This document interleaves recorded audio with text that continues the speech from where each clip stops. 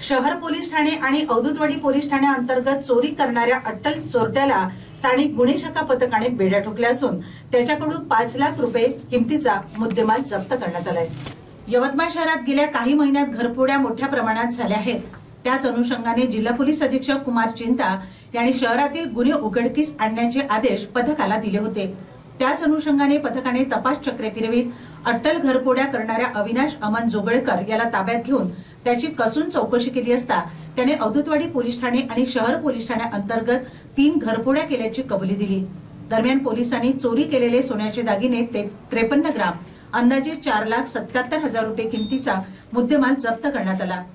ही कारवाई जिल्हा पोलीस अधीक्षक कुमार चिंता, स्थानिक गुन्हे शाखा पथकाचे प्रमुख सतीश चौरे यांच्या मार्गदर्शनात सहाय्यक पोलीस निरीक्षक संतोष मनवर, योगेश गटलेवार, अजय डोळे, विनोद राठोड, प्रशांत हेडाऊ, निलेश राठोड, ऋतुराज मेंढवे, आकाश सहारे यांनी ही कारवाई पार पाडली।